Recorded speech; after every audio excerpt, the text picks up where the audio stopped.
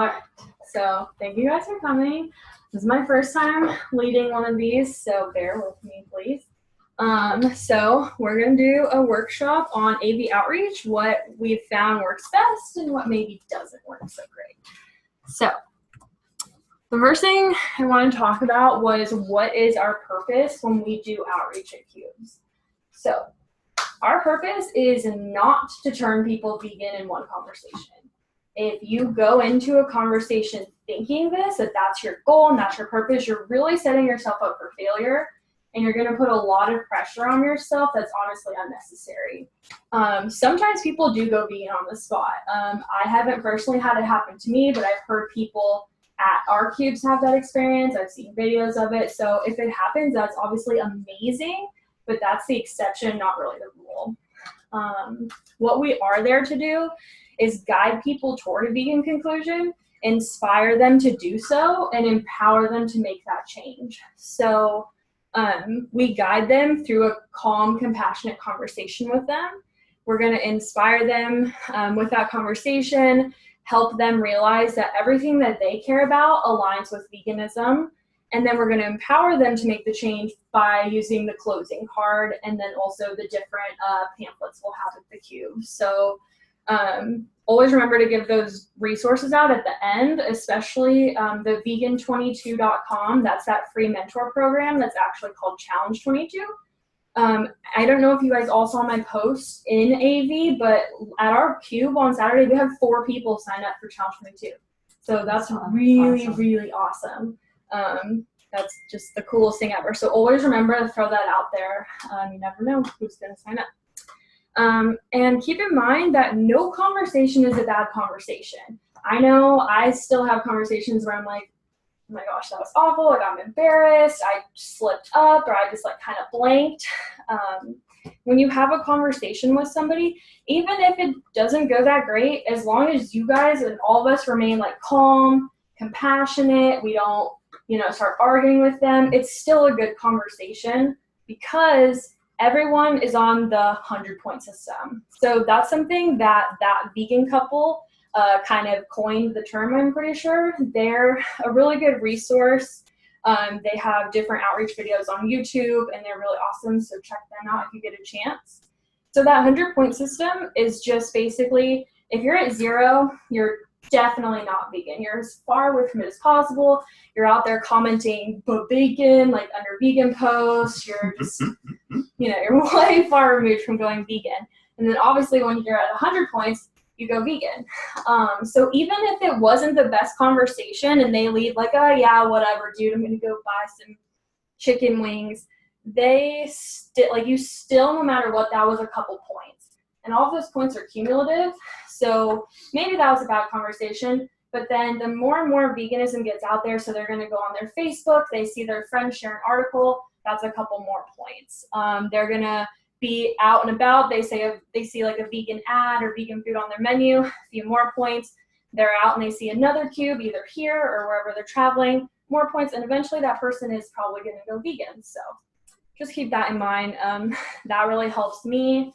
Just remember, no one is perfect at outreach. I still get nervous to do outreach all the time, and I definitely still have conversations where I'm like, that's not my best. So that's our purpose when we're doing outreach. Next is friends, not enemies. So the people that we're talking to when we're doing outreach are not our enemies. We don't want to blame and shame or alienate anybody. We don't want to go into conversations or our outreach thinking that it's an us versus them, or that we're going to beat them or destroy them. The person that we're talking to is not the problem. It's the dominant ideology of speciesism, and it's the industries. So keep that in mind. The best thing that we can do is first build a rapport with them before we ever say the words vegan or plant-based. So the way that we can build rapport with someone is, exchange names with them. I always ask them, hey, like, what's your name? And then tell them, I'm Marley, it's nice to meet you. Be aware of like your body language. So you should probably stand side by side with them. Don't be facing them like you guys are gonna have a debate or something. Don't roll your eyes. I know I have a super expressive face, so the second I get like annoyed, my face, so control your facial expressions. When you're talking with them, don't use threatening hand gestures. So I'm the kind of person where I talk with my hands all the time. In the last outreach or the last cube video that Matthew made, if you watch me, I'm literally doing stuff the whole time. So if you are gonna do it, threatening hand gestures would just be like, if someone from afar is watching your conversation without hearing you, it shouldn't look like you're arguing. So you don't want to be pointing at people, pointing like at all is kind of bad, doing like stuff like this. When you are going to point, like put your hand outward. So anytime I want to direct people back to the footage, I use my hand like this. So that's a really good thing that we can do. And yeah, so that's body language. And then it's really, really easy to get frustrated for us hearing the same justifications, excuses, and questions over and over and over again. And I get that. We are thinking about veganism all the time. We're talking about it all the time. So we get that nonstop. But we have to remember these three things. One is that none of us, maybe a couple of us, but not most of us, were always vegan. So these people are saying the exact same things that we used to say. I know speaking from personal experience, I was such an asshole.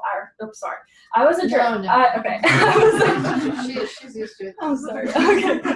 I was a jerk. Like I knew someone who was vegan, and I would just say the most ridiculous things to them. I went to Chipotle with them once, and I got a bowl with cow's flesh in it, and they got vegan, and I literally said to them as we're eating, I can't believe you don't eat steak. Like, that's just, I could never do that. So even if you weren't that person, just remember I was that person and be patient with them, because you never know. Eventually they could be a vegan activist or, organizing cubes and talks like this.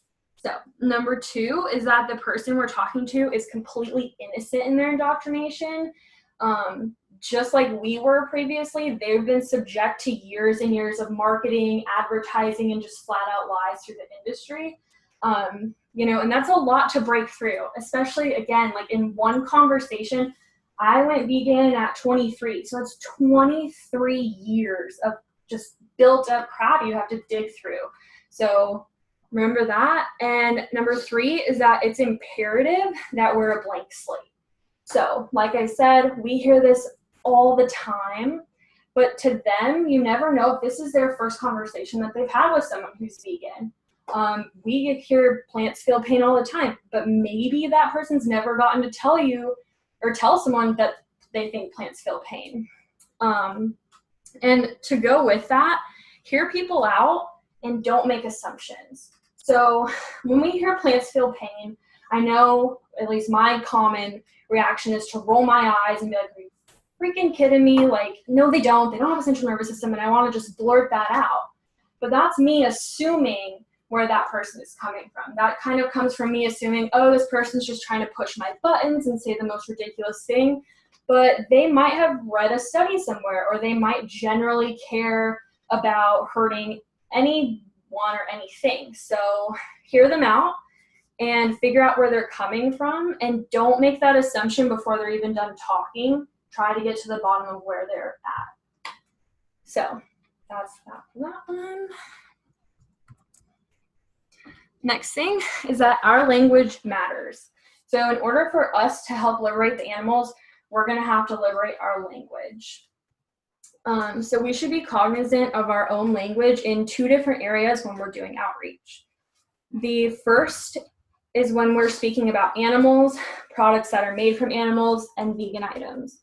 So in that area, whenever you're talking about animals, don't refer to them as it. You should refer to them as they or them, or if you do know, like if it's a female dairy cow, you can say her, she. If the animal you're speaking about is a boy, he, his. So the current narrative, if you pay attention to any usual mainstream media, is to refer to animals as it. And when we use that language, we're just furthering the narrative that animals are objects and not people. And we all know that that's not true. Obviously, no one is perfect at this. I just said it 5 seconds ago. Whenever you're doing it, and like, again, we've been conditioned for our whole lives to use that kind of language. So if you mess up, just correct yourself really quickly, move on. It's not the end of the world, but just really try to, focus on that. When we talk about products made from animals, we should try not to use the euphemisms that society has come up with to make us all feel better about what we're actually consuming. So whenever I talk to people, I don't use the word meat. I use animal flesh. I say things like cow's milk, ice cream made from cow's milk, things like that, chicken's eggs. And when we're talking about vegan items, so let's say it's vegan cheese, vegan burgers, don't say fake cheese, fake burgers. There's animal flesh and there's food. Obviously, food is vegan and the other stuff is fake. We should not be eating animal flesh. And again, with that narrative, if we get people to realize it's just, it's not fake, it's just plant-based. So you can say plant-based cheese or like almond milk, nut milk, plant milk, whatever you want to use. So that's that first area. And then the second area is when we're speaking about others or other people's actions. And by this, we should just be trying to use inclusive language. So that's using terms like we, ours, and us, rather than using terms like you and your. This is one that I still struggle with because sometimes I get super frustrated, and I know I'm not doing it anymore. But when we use language like you and yours, it really comes off like we're attacking people. And we really don't want to be doing that. We're not trying to shame people. So an example of that is we can say, so when we pay for animal flesh or animal products at the store, we are paying for this to happen. And then I would underhand guide back to the footage. We can also say things like, so we've been convinced that pigs are somehow less deserving of life than other animals. Don't, just try to do like we're all in this together. So that's that. Next thing is be confident in what you're saying and don't use opinions. People already, I'm sure all of us have seen, we're online, people are like, well, I respect your choice, just respect mine. And what I mean is like, when you are talking to someone during outreach, you don't want to say things like, well, I think that animals should live, or I believe it's better for us. Speak confidently and factually. That way it seems like, this, like this, you're not just like, no, I think this, and you can think whatever you want. And then last is just don't limit yourself with a movement. So I've had people come up to me and they've said, oh, well, you don't really think you're going to make the whole world go vegan, right? And if we say, oh, no, I don't, like that really does limit the movement. And what we believe is our reality. I know for a fact that we will achieve animal liberation in one generation. So when we talk like we can't and we talk like it's impossible, it is going to be impossible. All right, so question, confirm, question. So this is a quote from Alex Bez that say, people believe what they say, not what they hear. That's Alex Bez, who does amazing vegan outreach. So by that, we want people to draw their own conclusions. And the best way for them to do that is by asking them questions. When we ask people questions, it also helps us, get rid of the stereotype that vegans are preachy and that we're shoving our opinions down people's throats. Because if we just talk at people and tell them all of these things without asking them questions and getting them to realize that they do agree with it, it's just gonna kind of go in one ear and out the other. So asking questions helps us evaluate what this person's values are, what they care about, and it kind of helps us decide or focus where the conversation should go and tailor it to their viewpoint. So when you start asking people questions, you can figure out pretty quickly, does this person care more about, like, do they care about animals, which most people do, or are they super health conscious? Are they environmentalists? When we should, so the way that this structure should work, and it's kind of hard to get into this because we don't really conversate like this in our day-to-day lives. But you should ask somebody a question, repeat their answer back to them, and then follow that up with another question. This also helps to build rapport because it makes it, this is a kind of a better way of communicating. It makes it so that we're not assuming what they meant, and it makes us sound like we're really honestly listening to them and we're engaged in this conversation. So this is an example I came up with.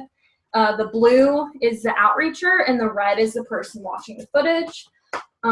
So you go up, you're talking to them. So have you seen this kind of footage before?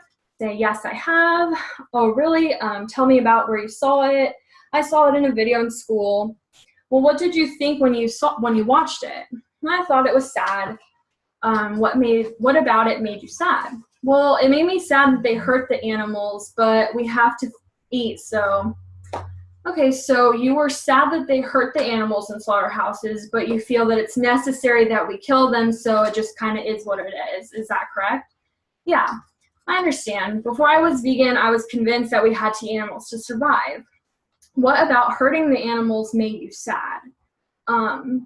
So that is obviously, so that would go on and on. So then maybe they would say, well, I don't think it's right to hurt animals, or I love animals, and then you can go from there. So we should reframe. Another way to do like the questioning is just to reframe statements as questions. So instead of blurting out facts and saying, well, a dairy cow has to be pregnant in order to produce milk, you can say, do you know why cows produce milk? And then that gives you both a chance to gauge what they know, and they can say it themselves. That way they remember it, or they realize that they don't know. So another way to do that, a bit like, I love this statement and I make the mistake of stating it rather than asking them. And I even say, I do it worse, and I'll say, well, I think that you can't humanely kill someone who doesn't want to die. But a much better way of saying that is asking them, do you believe there's a humane way to kill someone who doesn't want to die, or something like that. So be careful of dead-end questions. These are just questions that kind of have like a yes or no answer. You're not going to get a lot from them. So just kind of be cognizant of that. I know whenever I ask a dead-end question and they just kind of say yes or no, I always freeze up. So just try to think of questions that would get them really talking. And if it does end in just a yes, like here where they were just like yes, you can say, oh, well, tell me more. So that gets them talking more, and it gives you more things to work with. So some just examples of opening questions, because I don't know about you all, but that's definitely the hardest part for me, is like, where do I start with this person? So have you seen this kind of footage before? Which it can be followed up with, how does watching this kind of footage make you feel? Do you know what we're showing here? This is a good opportunity if they say no, to let them know that it is all legal and standard practice. I've been trying to include that more and more in my outreach, and people are kind of shocked. Again, we're the experts. We know all about this, but these could be like, they're kind of like newbies just seeing this footage. I guess what I've taken from it is that a lot of people think that what we're showing is kind of these one-off, like the worst of the worst. People who just watch the footage aren't aware that that happens everywhere, every second of every day. So it's a great time to throw that in. What do you know about the blank industry? And tailor it to whichever industry is playing on the screen that they're watching. This is kind of what I resort to when I just am like, oh, I'm blanking, I don't know what to say. And that way, you can kind of just go through that industry with them, ask them questions, what they know about that industry. Again, like, so if it was the egg, so let's say it's the egg industry, do you know how many eggs chickens produce naturally? Rather than saying, chickens produce 12 eggs naturally, but in these factory farms, they produce 300. So again, just frame it as a question. Cool. So I think it's really important for us to remember that people already believe in veganism, and they're just really not aware of it yet. A lot of people have a misunderstanding of what veganism means. They view it as this extremism or this purism, or maybe like something that only hippies believe in. We just have to find out what it is that they value in their lives and guide them to realizing that it does align with veganism. So if you can decode someone's justification, obviously by asking them questions to figure out what their value. So if they say, well, yeah, but we have to eat meat to survive, you can ask them, well, where did you hear that? And then by that you can figure out so you can, where did you hear that? They might tell you, school, or everyone knows that. And then you can ask them, well, did you know that the World Health Organization has said that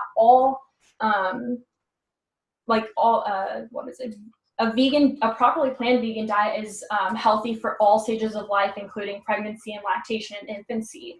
And that they probably don't know that, because I definitely didn't know that. And that way you can see that person values health, and then you can talk about that. And then just relate their values to a value of veganism. So then you can, once you're further in that conversation with that person who you've figured out, okay, this person really does value health, you can say, I can tell, like you said, that you just want to be healthy. Did you know? And then, I don't have a great example right now, but yeah. So that's a bit of like what I found works the best and like what we should do.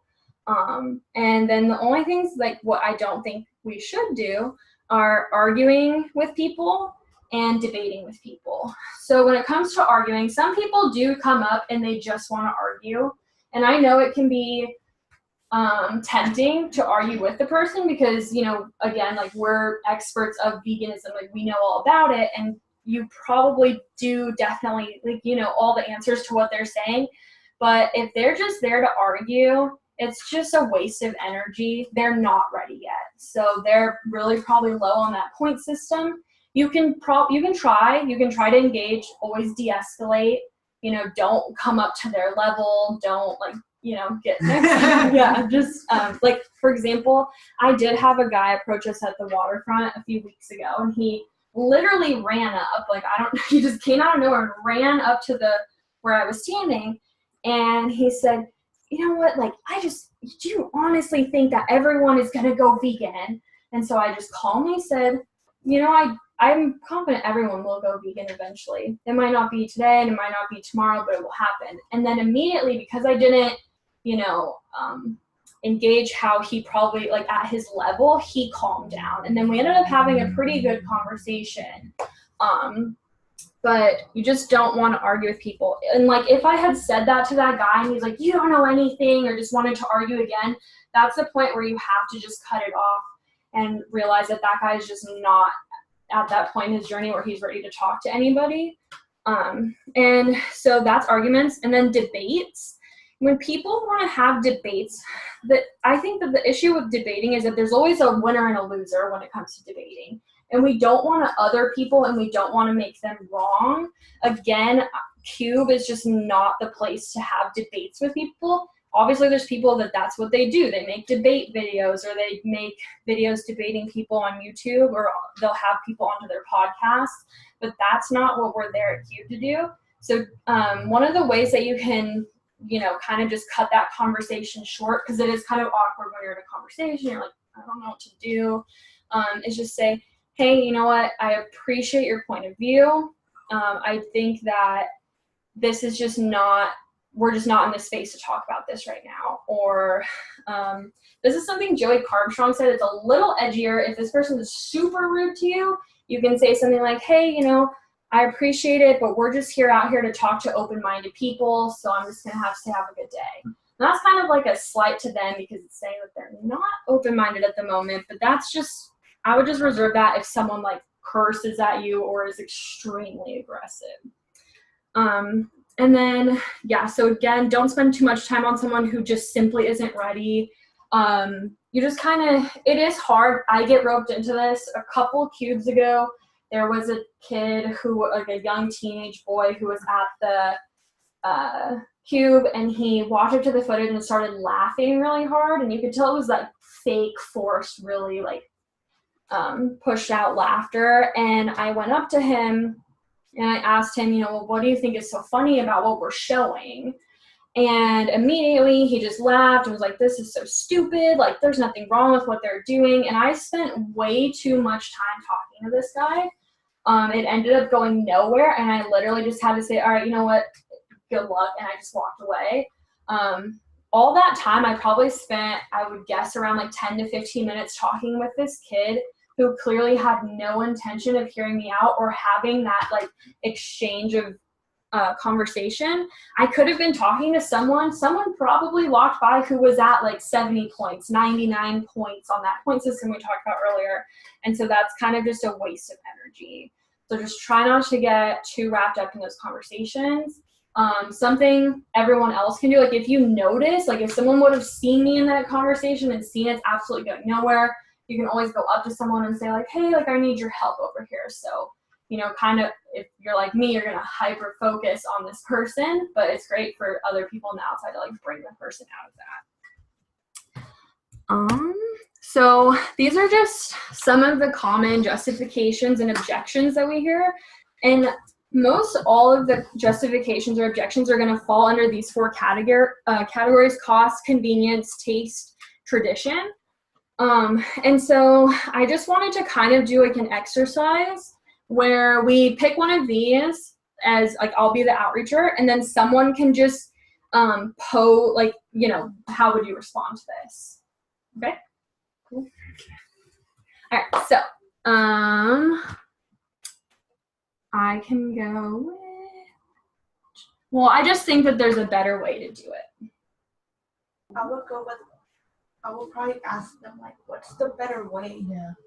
Yeah, that's a good one. Because then they have to say whatever it is, which they'll, so if they say, they'll realize right there, okay, well, there's not really a better way to kill someone. And then you can go to, do you think there's a humane way to kill something that doesn't want to die?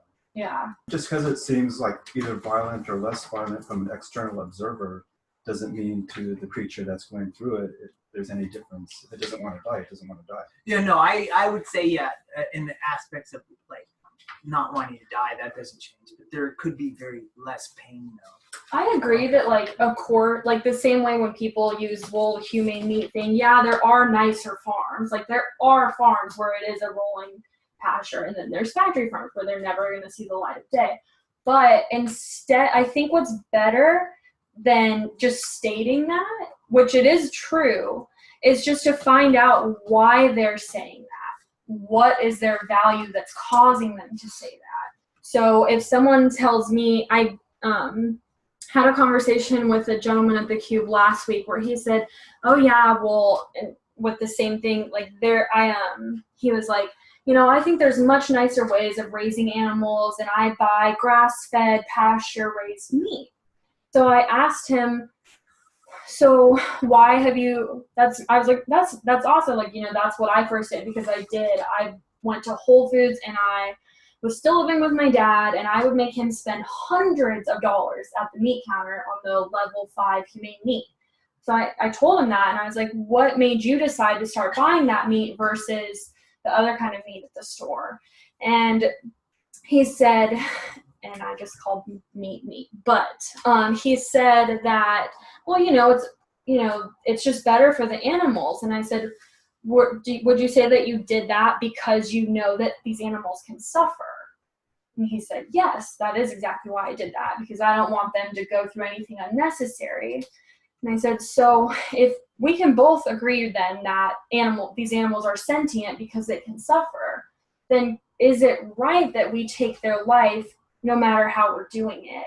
And he was like, wow, like I'd never thought of it that way. So it's good to get to the value, which is that he valued animals. Most people do. Most people love dogs and they love cats, and they would never take an animal's life themselves. So it's good to get to the bottom of it rather than just, which is something that's really, it is easy to do, is just to tell them, or, you know, the exact, like, okay, yeah, but that way you guys can get to the bottom of that, and it leads to deeper thinking. And then he realized and said to himself, oh, I never thought of it that way.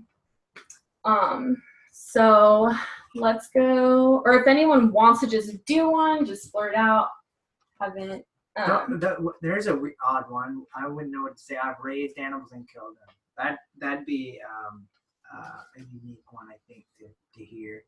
You know, how would you teach that person how to eat animals? So that one, it's definitely one of the harder ones. That's something that I used to like try to avoid. Like if I could tell someone was a farmer, I'd be like, oh, I'm just gonna go fix the cube right now. I'm not gonna talk to them. Does anyone want to give it a shot?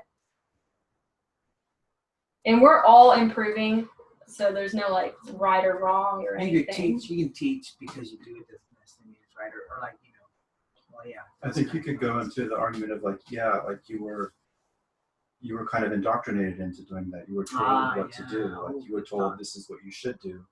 At some point, like you felt a level of compassion towards the animals, but you were told, no, this is what we raised them for. We're supposed to eat meat, and you were kind of fed that information. You kind of just went off of that.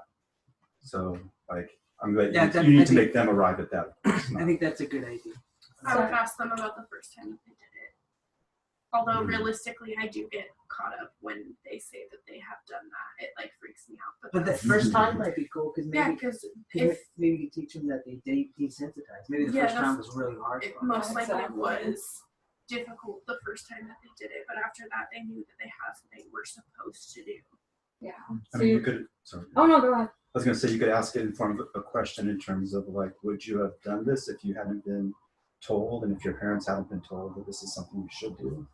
Like, is it something that you would have done naturally in any way? No, it's really good, because then we can end up with like, you know, we'll end up at the point where like that's not human nature. It's not natural to take an animal's life. I usually go with like, it's not pretty, is it? And then usually that puts them in a place that they're forced to admit that most people would be really uncomfortable watching an animal get its throat slit. And, you know, and then I follow it with like, you know, the reason why it's uncomfortable is because we're empathetic. We can't help empathizing with these animals, you know, just like we empathize with cats and dogs, we empathize with pigs. And, you know, yeah, and just showing that like we as vegans aren't really that different than non-vegans. We have the same set of core values. I would just take it a step further and ask them, why do you think it's so uncomfortable?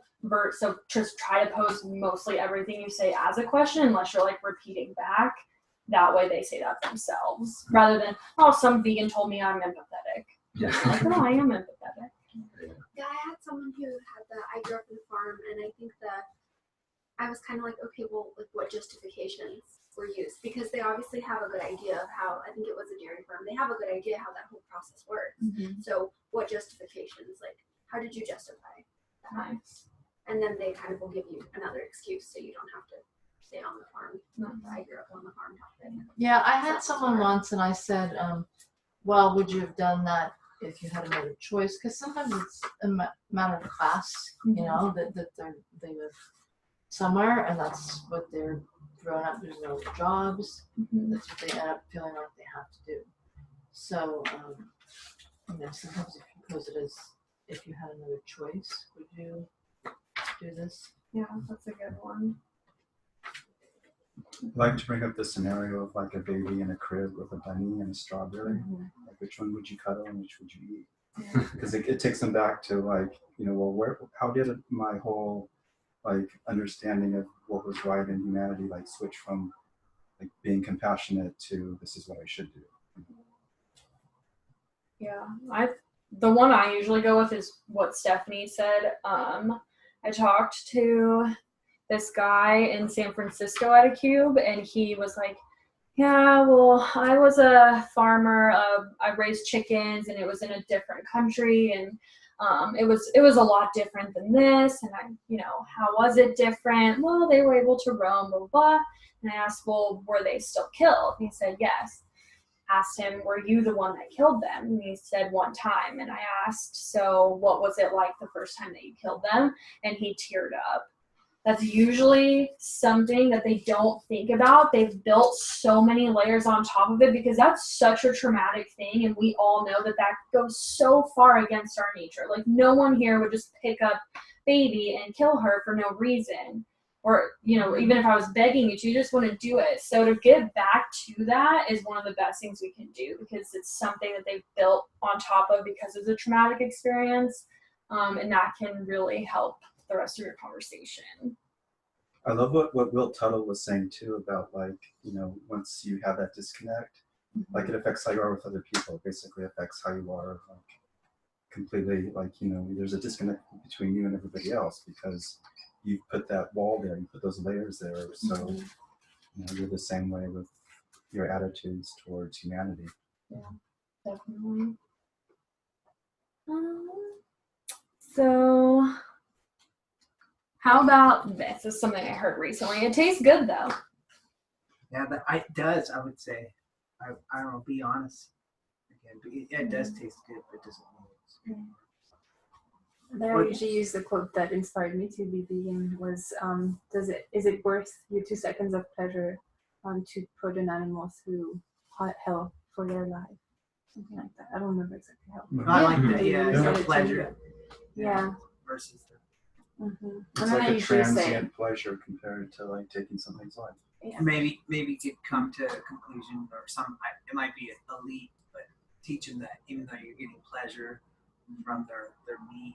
But even that pleasure is a trained response that you've been, you know, given. Really quick, I'm just gonna say what I say usually because this is also a really good chance to, of course, that's kind of offensive, you know, because we're literally watching animals' lives being taken on the screen in front of us, and that can really trigger a natural response of anger in us. But and it kind of surprises them when you do agree. And I say, yeah, meat, animal flesh, meat made out of animals, it does taste good. I used to love it so much, but nobody here stopped eating animals because we thought it tasted bad. We just had to ask ourselves, is this taste worth more than these animals' lives?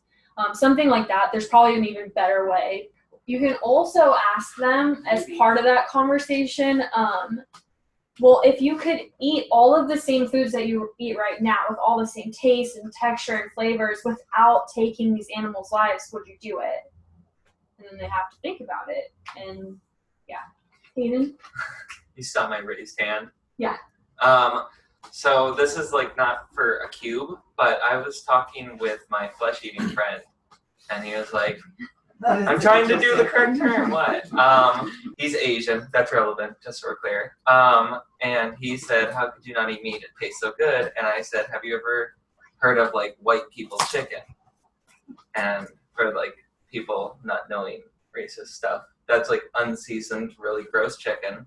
And he knew what it was. And I said, have you ever had, like, other ethnicity chicken? He's like, yeah. What does white people chicken taste like? It's like, tastes like crap. Like, that's what it is. It's like crap. That's interesting. No, I like that you were able to have the comparison. Yeah.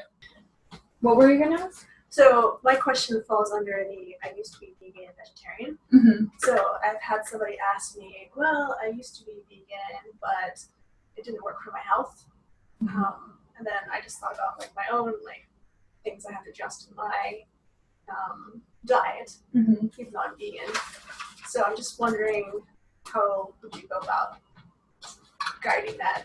I mean, you never know. So, you don't know if that person does have a legitimate health issue. Maybe they're, I don't know, anemic, or maybe they were just eating Oreos and chips and, I'm vegan. So something that I usually do, because I'm not a health expert and I don't want to talk about things that I may be like, I don't want to give them false information.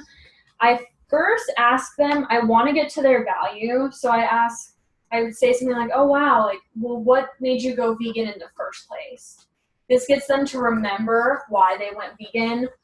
They might say for ethics or for whatever. And you can say to them, that's a great reason to have these cards, because Challenge 22 has registered nutritionists and dietitians on staff. So it's a great way to be like, you know, there's this amazing free mentor program with nutritionists and dietitians on staff. So the second you sign up, you just tell them whatever your health problems you're suffering for, and they can tailor recipes and diets and tricks for you. That way you're going to be healthy. That's how I would handle it personally. Yeah, I think that's kind of a dangerous area to go into because you don't know that person. You're a stranger, and you're touching on like really personal stuff. I remember someone told me about they're outreaching a woman, and she was diagnosed with cancer. She was going through chemo, and she really wanted to be vegan, but she just had to back off and be vegetarian. And he was telling me how he like really felt he didn't know how to handle it. He thought he screwed it up. And it's like there's nothing. I mean, if they're already on board with the ethics and they understand why people are vegan, and they just can't personally do it because of their health problems, you can't really do anything, I don't think. I mean, the AV guy talks about asking the question, do you feel that there's certain nutrition you can't get from plants and letting them go into it? Yeah. Because there's not. I mean, there isn't any nutrition you can't. Does anyone know whether there are any like doctors out there who will tell people like you need to eat some kind of animal product? Like I'm assuming that's not true, but There's lots that say There's that. probably, So yeah, many. Doctors' nutrition training is very limited. The Yeah. average is, I think, 24 hours It's during something their like whole that, medical yeah. training. Also, Like I used to say 6, but actually like looked it up again and they say the average is 24 hours of Yeah, actual, and actual nutrition training. it's really small. I minored in nutrition in school, and I even had more hours than that, and the doctors get. there's also something that I saw even kind of worse than that is, so there's dietitians and there's nutritionists. Pretty much anyone, like we could all go get our nutritionist certification, and it's really low quality. And a lot of the programs, I'd have to find the picture and I'll try to post it in the AV thing. There's a certain, like one of the major people that like does those, their sponsors are McDonald's, KFC, YoPlay. So it's like, cause I've had like, when I went on an outreach tour last year, this guy came up to me and he was like, I'm a nutritionist and you're going to die from not having zinc, and like went on and on and on. And then my friend Diana, who I was on tour with, told me that. She's like, I never listen to people who say that, oh, I'm a diet or a nutritionist, because they can like just do an online course. And then she showed me that picture that shows like all of their sponsors. And it's like, hey, yeah, obviously you're going to tell me you need to eat cheese. That's why you're having this problem. But yeah, I know most doctors, I mean, if you haven't seen What the Health, you have to follow the money, so they're probably going to tell you to eat those things. My doctor changed within like 6 months. So I was really sick, and I was like trying to go vegan, but I was really sick. And he was like, it's because you're trying to go vegan. It's stupid, basically. Like, you're an idiot. 6 months later, I was better, I was feeling great, and I was vegan, and I had been vegan. And I was like, oh, I just want to get a blood test. Like, you're the one that told me I'm going to die pretty much. And he was like, no, veganism is great. Like, this is great. Like, so he changed. So it is changing, but like, yeah, he was very adamant at first. Like, you're an idiot. Oh, you care about animals. That's cool, but you're still going to die. So.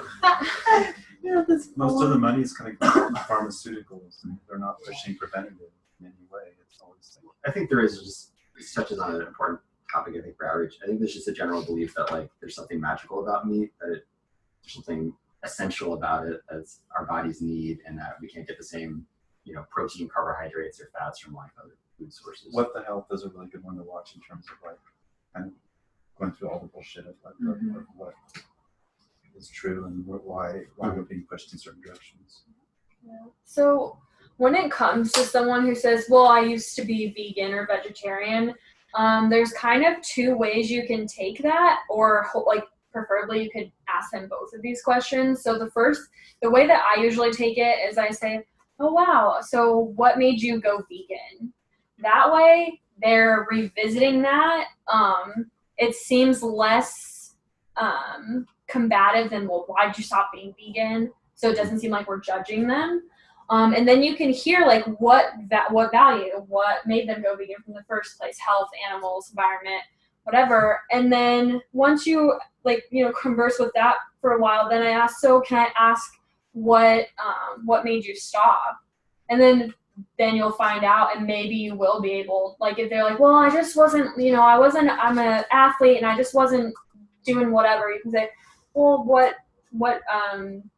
what you just said, what nutrients do you think that you get out of animal products that you're not getting from plants?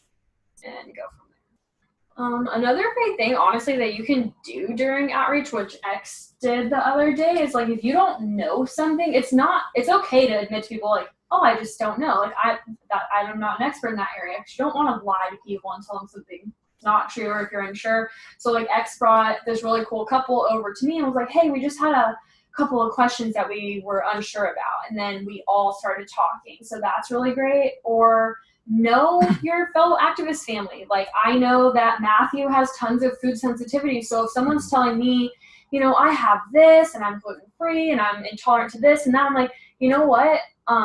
I don't have those same issues, but Matthew might be the perfect person for you to talk to because he, you know, has to do all this. And then it's so that way, you know, make sure that the person who knows the most about that is talking to them. When someone is convinced thoroughly, if you feel like you're getting nowhere with someone who is like organic, humane, Kara is a great person to talk to. She was an organic farmer and went vegan because of what she experienced on those farms.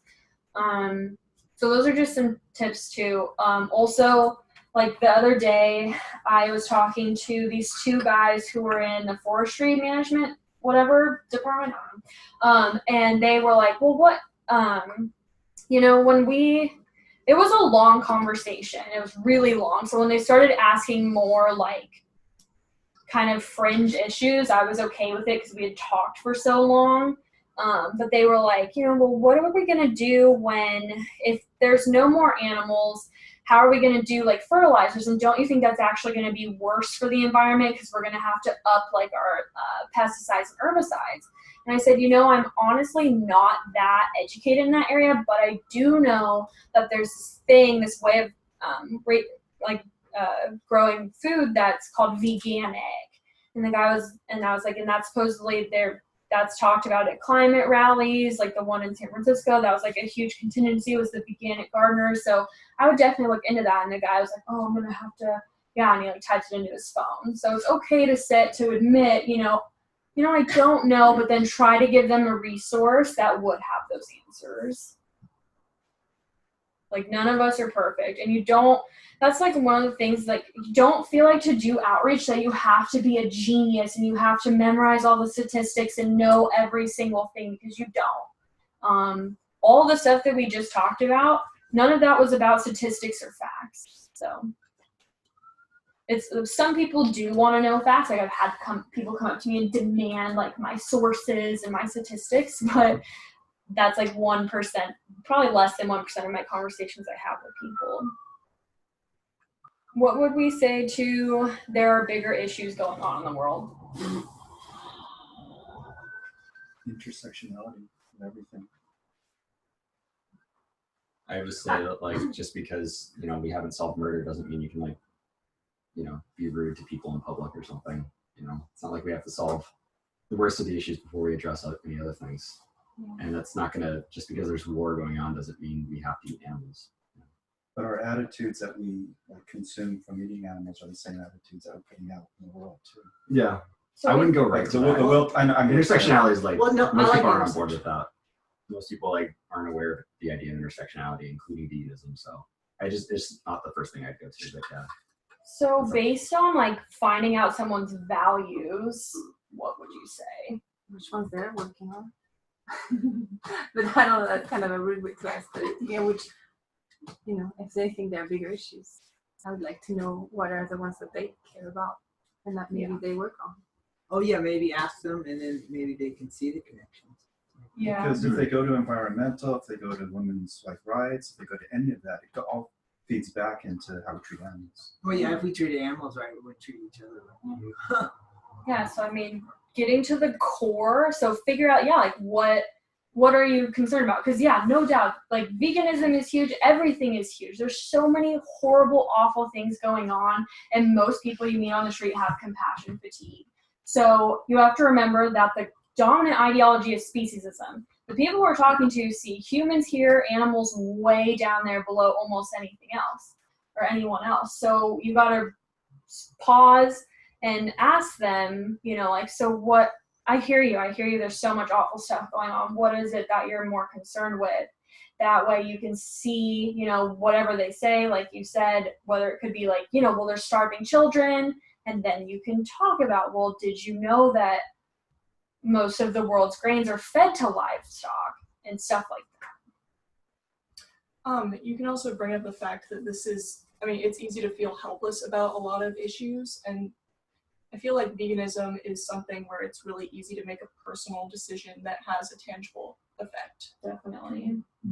Yeah, I talked to someone, and that's kind of the course I took. I was like, well, you know, I 100% believe we do need to like stop that and whatever it was, but you know, that's such a huge issue. But this is something we can stop at least 3 times a day. We just don't have to pay for it. So would you be willing to, you know, just not eat animals while you're fighting for this other thing? Yeah, that's why I feel like, I don't know, like with outreach, I don't feel like we're trying to persuade people. I really feel like we're trying to empower people, because there is, you know, with Trump in the office and everything like that, there's a lot of sense of unrest out there. And people, I feel like doing outreach, I'm like, people are like, I want to do something, I want to make change. And me doing outreach, I feel like this is something you can do. So. Yeah. I like that thought. Don't persuade, because if you persuade, you're just trying to replace one indoctrination with another indoctrination. Yeah. You want to like.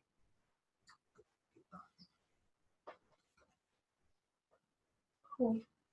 So does anyone have any like questions or like anything you want to talk about? What about? I thought. Oh, go ahead.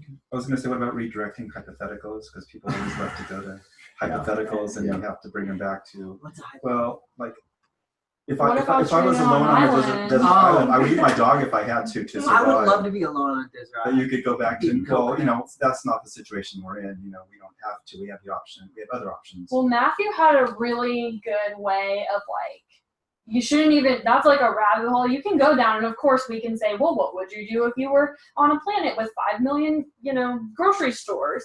But you had it on your other slideshow. It was like about, did you want to talk about that? I forget exactly. Oh, okay. Yeah. This is So the idea to really it was back. along the lines of saying, you know, I think first we should deal with, what was it? Sorry, I'm trying to remember. You know, what's happening. So that's a hypothetical situation, but what's happening right here, and that's like pointing to the slaughterhouse footage, this is real and this is happening right now. So I think that we should solve this before we talk about hypothetical Yeah, but situations. don't you want, so you want to reel it back into reality. Like Yeah. you live in Portland, like there's Yes. vegan options everywhere. So, you know, that's what the current reality is. You know, let's Yeah. talk about that. How do you feel about that? And I have a lot of people that are like, well, you know, maybe lab grown meat will take over soon. And it's like, yeah, or like, you know, do you ever think eating meat will become illegal? Like, I don't know what's gonna happen in the far off future. Maybe I hope that, but I think it's important to emphasize that like veganism's, it's a good direction for the world to go in. And you don't know what's gonna happen far down the road. And like things like lab grown meat, I don't know. It's all about like connecting people's purchases and their meals with the animals. So it's about like their everyday actions and how they can change those everyday actions to make real change. Yeah, I had those guys that I said with the forestry, they got a little fringe and then they went way like into things where I'm like, dude, and I was just like, you know, and I had built so much rapport with them that I could kind of laugh and be like, you know, honestly, like I could answer that for you, but that's such a like far off thing, and like we should focus on everyone who lives in these major cities still paying for this to happen.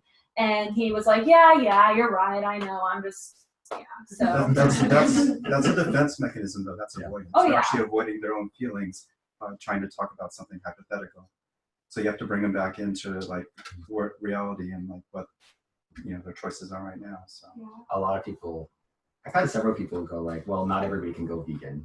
And it's just like, well, I think everybody in America can, and you probably can. Well, you should ask them, like, well, what is it that you think prevents people from going vegan? And they might have 4 different things: cost, food deserts, this, that, health. But you can work through all of them and get them to make those realizations that none of those probably are a justification that, like, you know, they might honestly believe that veganism is more expensive or that it is unhealthy, but you can help them realize that that's not true. But you can also remove it from a philosophical question to their current reality, because in their current reality, they can choose to be vegan. Yes. Yeah. That's true. Since it's Portland, I'm sure you've run into people who, you know, take issue with like a white person saying that like a person of color shouldn't have to give up like traditional food sources, like indigenous people who rely heavily on like salmon or, you know, hunting for their food sources. Mhm. Do you usually just kind of like not go there, or how have you responded to that before? I haven't run into that a lot. I've run into it maybe here and there, so it's not as often as you would probably assume. With that, I kind of would rather just avoid it because, number one, I'm not a person of color.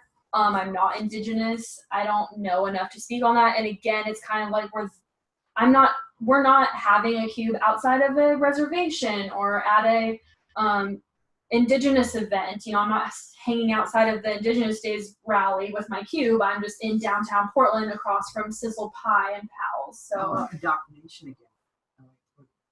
Talk about how people who are indigenous again were born into a tribe so that they were, you know, again taught away without actually thinking about. Yeah, Be a little insensitive. But you Yeah, I can, wouldn't yeah, use it that in can indoctrination. really you can also just- talk about the things that were ingrained in your own traditions. Like, you know, we would always have these big Thanksgivings, and like it was a big deal. You know, it was a big like bonding thing, and it, you know, was always part of our family tradition. But yeah, you can I talk personally about your realized personal that, you know, experience. even despite the fact that it was a huge part of my family tradition, it wasn't the right thing. Yeah, how about that? I like that. So it's kind of like indoctrination, but instead of going, But you don't want to say that if maybe not related to anybody else's traditions.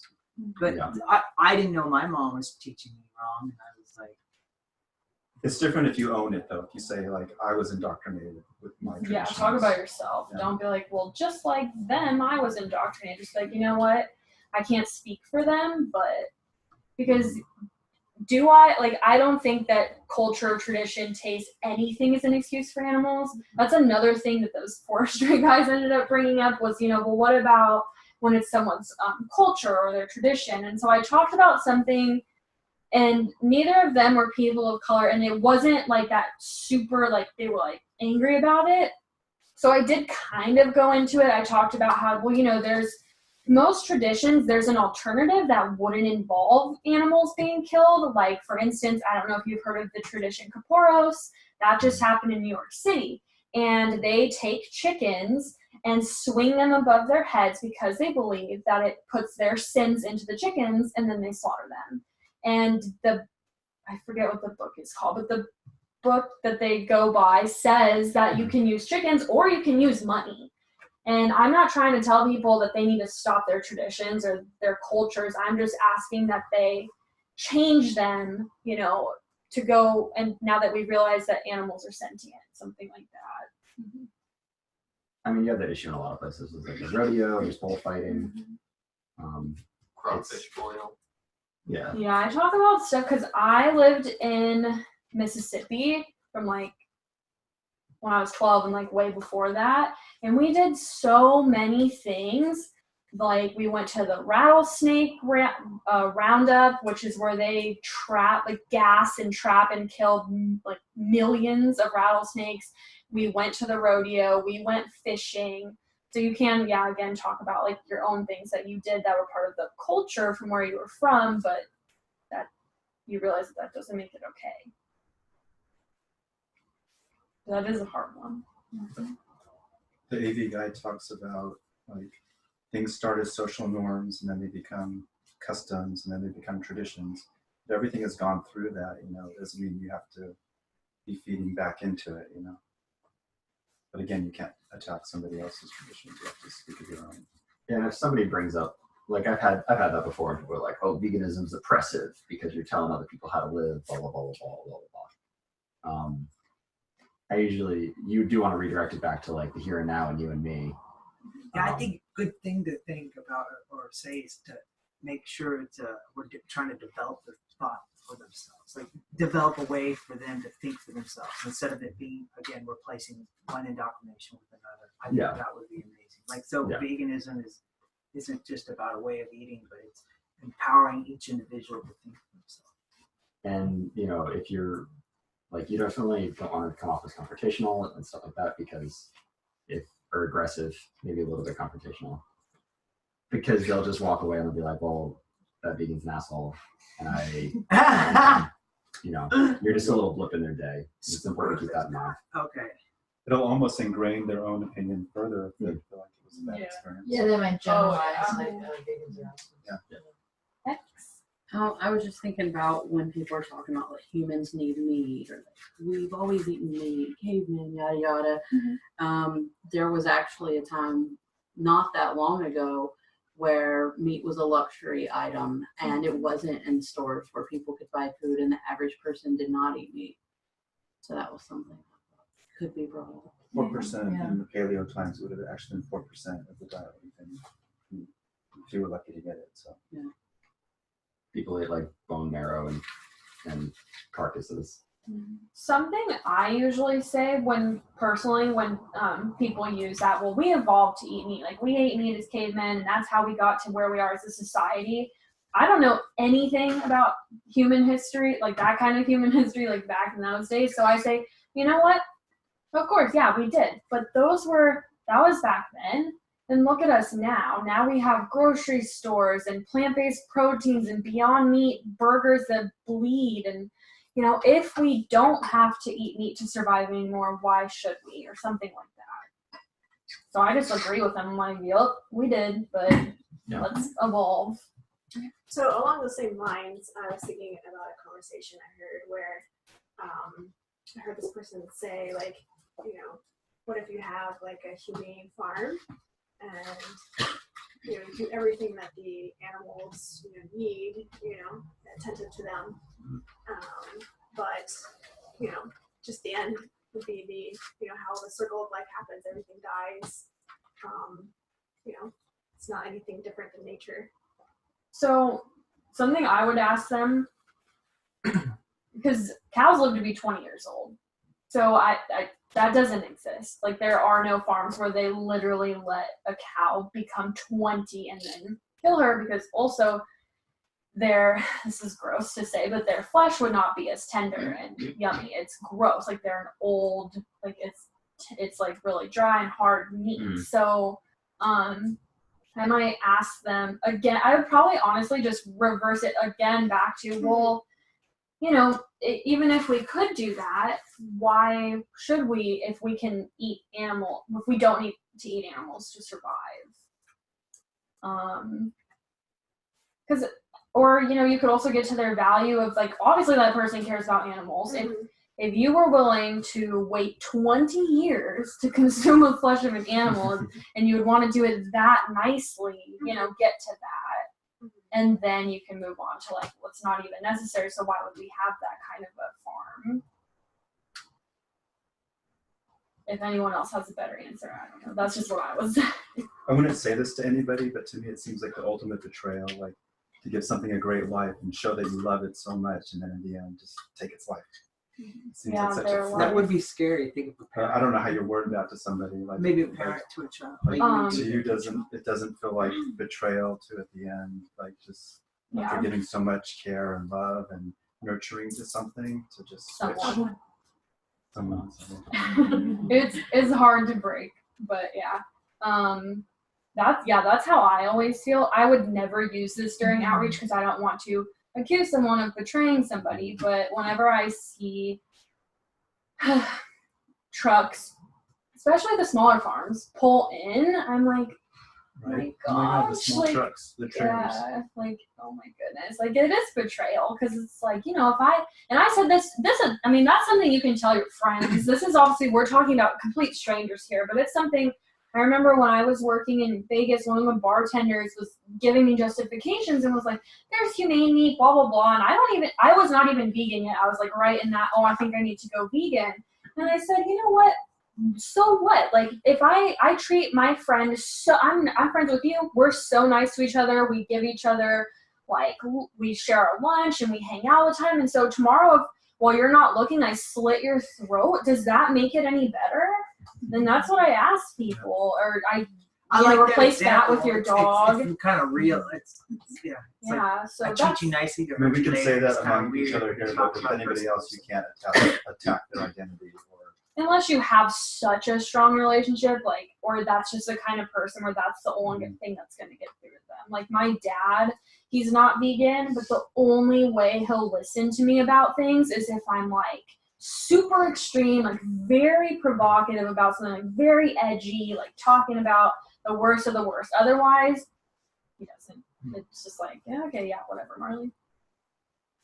I think with animal welfare, I think it's also important to bring up the point that like the reason why these industries are so horrific and so cruel is specifically because they're so efficient. That cruelty just comes from their efficiency and driven by profit incentives. So any significant movement away from that toward more humane methods is just going to explode the price. So, you know, a few individuals might be able to have like a little farm and they slaughter animals and they eat very, very, very occasionally, but they wouldn't generalize to like feed the whole country, you know. And it always comes back to the ethical question: is it humane to kill something that doesn't want to die? Yeah. Now that would be, I think, no. Someone who doesn't. I think the word humane. I think you gotta define the word humane. I think it's good to define words to people. Because a lot of people will be like, "Oh, humane is showing compassion. Judging is horrible." It's to show compassion, benevolence. So you can ask, well, do you know what the definition of humane is? Or I guess before doing that, because that sounds a little combative. So something to say is, you know what? I hear a lot of people say that, and I used to say that too. Do you know what the definition of humane is? And they can say no, yes, or they say whatever they think. Define it for them, and then ask. So based on that definition, do you think there's a humane way to kill someone? I like that. And you don't have to talk about just death too. I mean, we're controlling the reproductive cycle. There's some things that's universal. Yeah, to you could all say forms. exploit someone. Exploit. That's better than just because I guess killing gets people stuck on animal flesh and not their eggs and their milk and their everything they go through. That's something I want to work on more. And like, it's hard at Cube because we own 4 TVs, so the animal exploiting in like for food fits on there, but it would be great to also have stuff about the other industries because we are vegan and that's what we're pushing. And this is just me brainstorming with you all. Like I kind of like get upset at Cube sometimes because I'm like, ugh, like we focus so much on the food animals, and then that just furthers the narrative that veganism's a diet. But that's nobody's fault. I just gotta figure out how to get no fur videos. Okay, so something we recently all decided to do was to have each screen playing a specific industry the whole time. That way nothing's playing, because it would end up no matter what that 2 of the screens are playing the dairy industry right now. That way you can also lead someone around the cube, and so you can talk about this and I still eat eggs. Oh, okay, well the egg industry is right here, and then you can just go around the whole cube. So ideally, yeah, there are videos for fur and vivisection. Do you play the cube like that? Each TV is something different. Yeah. A different industry. And then are they actually ordered? One's meat, one's egg. Are they ordered like that? 1, 2, 3, 4. Are they in order? No, there's no order, but yeah, just one might be. Like I think last cube we had sea animals. I know there was like pigs, dairy, and then I think chickens and eggs on this one. Dairy is a powerful conversation because most people have no idea about cows being like artificially inseminated over and over. Like, because it touches on the whole maternal aspects of like who we are. Yeah. To go into that conversation with them. Yeah, there's something to be said about like that sacred bond between a mother and a child, and even though they're not being slaughtered and it's bloody and gory, you're violating that bond by separating them and then turning the males in the field. Wow. I just remembered a really interesting argument when I wasn't eating dairy. Somebody would say, well, and at the school I was going to, Maharishi University of Management, they were telling me that, well, they play music to the cows while they're milking them. And so that was You went there? just a little bit. Not, Oh, Cheyenne goes there. If anyone knows Cheyenne. I didn't graduate from there, or I didn't go very long at all. I kind of more She like, talked about, she went to that farm too, okay, where yeah. it's supposedly like the best of the best. They play the cows' music. They wear collars instead of ear tags, and But it's still, they rate, yeah.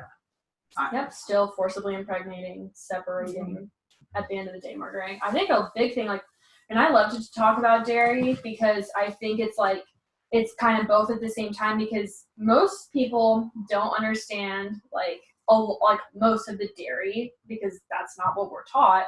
And almost every single person I talked to, including my pre-vegan self, had no idea that they slaughter mother dairy cows. So if you can tell them, you know, we go to vigils, because if you bear witness with Portland Animal Save, one of the slaughterhouses we go to, that's the only animals they bring in, spent mother dairy cows. And it wasn't till I was already vegan for a year when I went to my first vigil, and up until then I literally didn't know that. I had even skated through being vegan for a whole year without realizing that they still kill them. And if you look at like children's dairy coloring books, they leave 90% of what happens out. It says like cows eat grass, cows make milk, we get the milk, we ship it to the store and you drink it. Oh, wow. Like That's even a the very Oregon interesting Dairy thought. Association, I have their coloring books. I got them from the fair. Oh, So you it's should like, do that. That'd be perfect. Have those there at the cube, and then like this is what they're showing. whip it out. This is what they're showing children. Right, because what they do, they make it out to be so kind of like heavenly. Yeah, it's like Mhm. it's the early so- indoctrination of like, so you know, sweet. I hate the Organic Valley. It's just like a mother and her kid and a cow. And a Oh, grandkid. yeah. So fun. Organic Valley, they have a huge farm like south of here. Mm. None of that is happening what they show on their carton. Aren't they the ones that put the grass milk on the Mhm. cartons too? Just stealing Yeah. vegan thunder for Yes. their own products. And then we get sued, or not we, but veganism Yeah. people get sued because you're tricking consumers. That literally says grass milk. X, did you have something? Yeah, I was thinking about when people talk about like they tried vegan food once and it was horrible, or something like that. So aside from like I've had these conversations with people before where I talk about when was that, and I talk about how far it's come, and I compare it to like technology from like the 90s to now and how much has changed, that it's similar to that. But recently I thought about one thing that you could mention is if a non-vegan, somebody like grew up vegan their whole life, was going to try non-vegan food and they tried one thing and they hated it, what would you say to them? It's just one thing out of like millions of different meals, right? Right. So you could kind of like, exactly, yeah. It's true. I show them pictures too. Like Yeah. if there's something that's particularly on my mind, like there was an open rescue of chickens, like I'm like, oh, we're talking about chickens, like do you want to see, these are people I know that rescued these, or the food, like, oh, this is the food we went out and ate last cube, like this is what we eat, so vegan food is so bad, like look at, this is what we eat. Yeah, that's something that Tim does. Tim, he's so good at outreach, and he keeps different things on his phone. So yeah, he can show them, oh, I go to the sanctuary, and he shows them happy animals, and oh, I ate this delicious vegan pizza, like look at it right here. So that we got to use technology to our whatever you call it, benefit. Yeah, we should go to the homegrown smoker. They vegan barbecue. Yeah, it's really good. So that, and like iPhones, I know you can make the albums. So that's what I try to do, is I like move things that way you can quickly go to like food. Okay, here you go. Sanctuaries, here you go. That's yeah. really good because I recall like being at the vigils. I recall like they talk about like, you know, what do you eat, blah blah blah. But having it actually in an album to just show anybody like whatever they're asking about is like really good. The visual helps. Oh yeah. I'm sure immensely. Definitely. So that's definitely something we should all be doing. I never do that, hardly ever, but it's so good. Another thing like on that is always like I see a lot of people, and we do this because we get so wrapped up in the conversation we're having with someone who's watching the footage. Just remember to keep guiding their attention back to the footage, because it's out of sight, out of mind, and the footage is the most powerful tool. If you've ever when I try to outreach someone at the off ramp with the visual, I'm like, what the heck do I even say? I don't know they don't know what I'm talking about. So just remember, the footage is such a powerful tool. You're just some weirdo there holding a sign. Yeah. So definitely remember to use the footage. And going back to body language, standing beside them, watching the footage with them, you sort of naturally feel like you're on the same side, you're the audience, and this is just raising awareness about what's happening.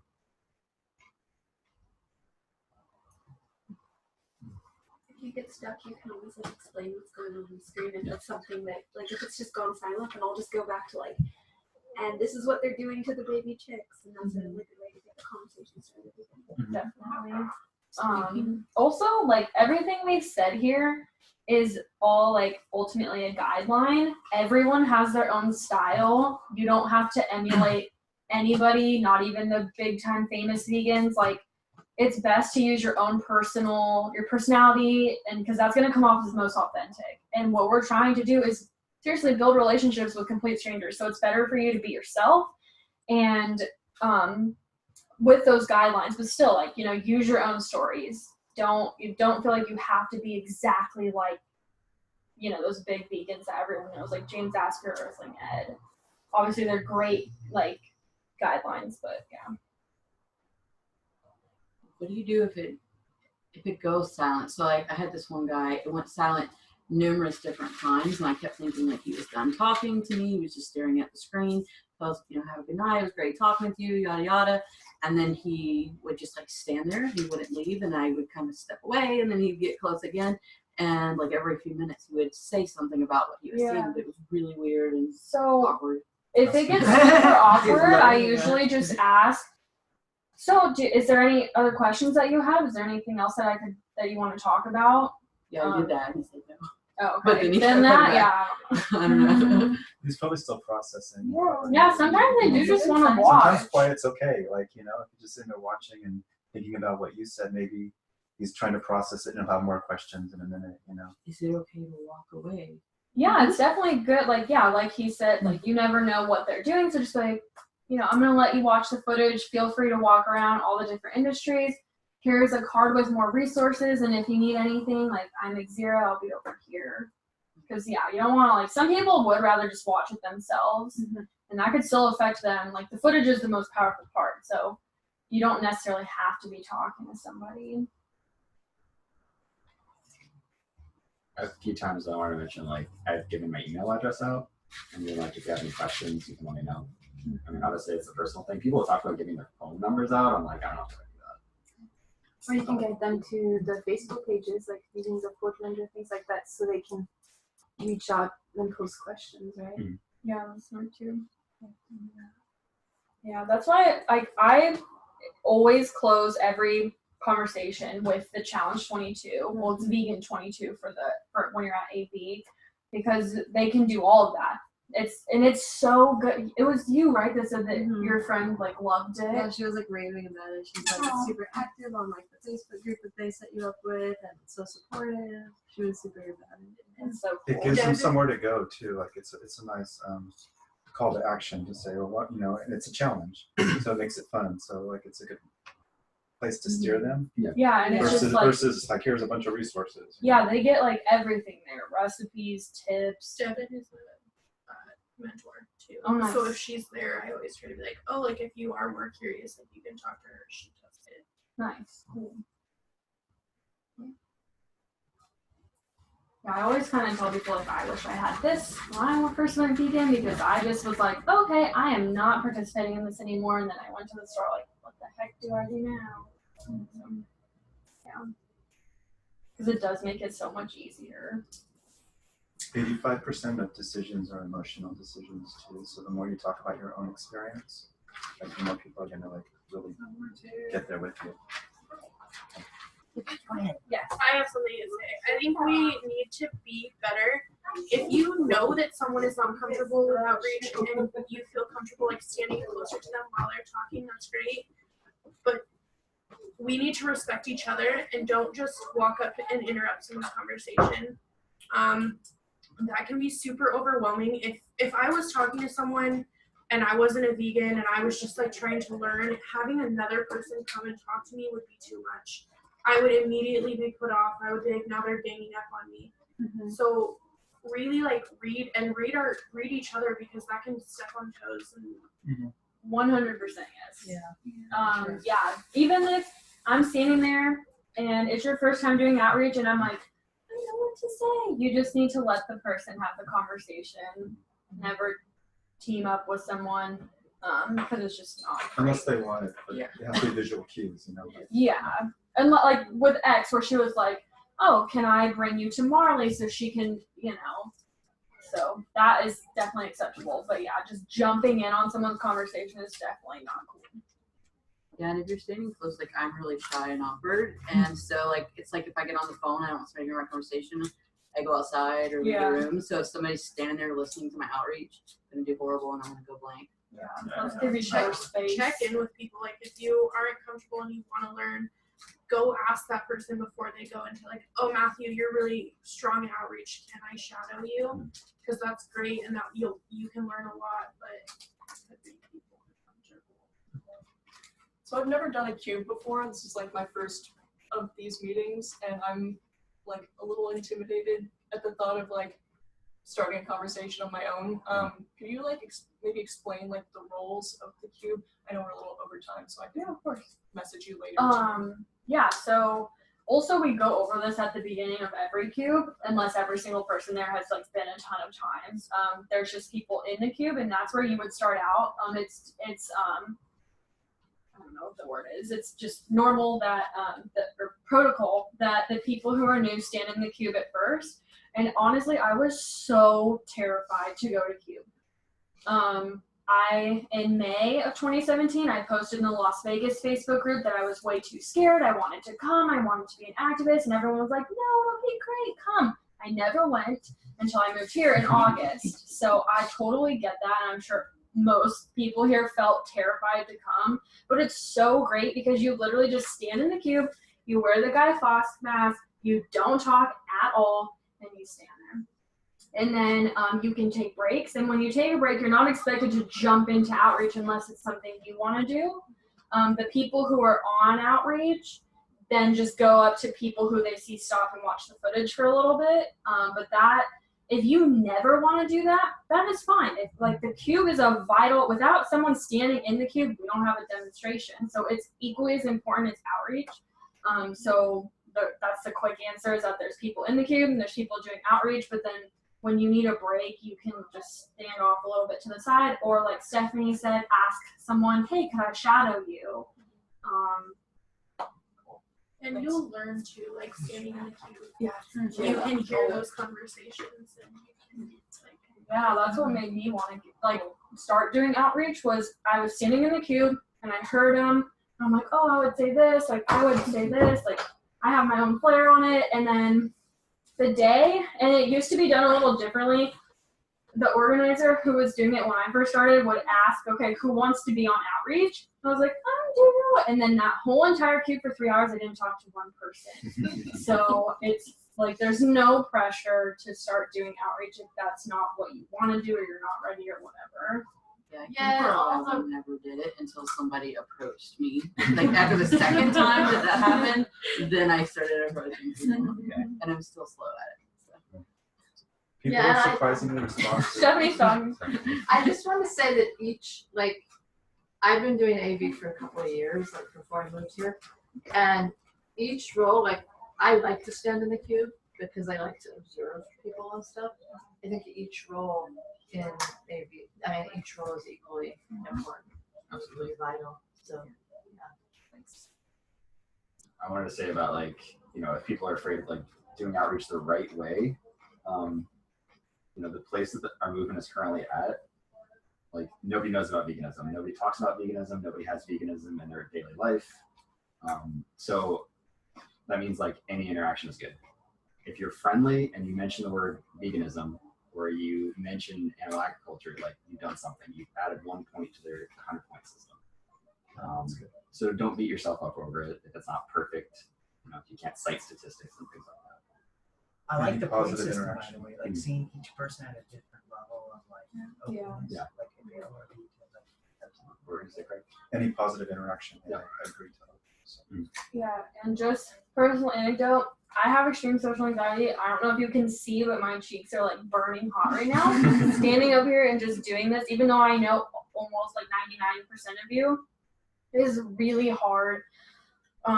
Talking to people I don't know is so hard for me. I'll either tear up or I cannot speak. Like I cannot formulate a complete sentence.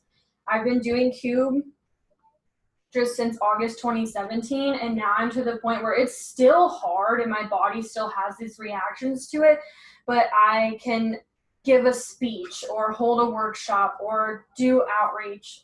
It does get easier and easier, and yeah, that's all I can say is it has helped me like in my personal life so much. Like now I can call people on the phone and order my own food at a restaurant, whereas before it's just a disaster. So I don't want to it's not, if it doesn't help you, that's fine, but it has helped me immensely. And yeah. And if you just think about the animals, like every time I'm like, oh my gosh, I don't want to talk to this person, I just think about what they're going through, and the amount of fear that I'm feeling is literally nothing compared to the fear that they feel all the time. So that just like, I'm like, all right, forget it. That's an interesting perspective. Cool. Well, thank you all so much for coming. Thank you for the presentation. Thank you.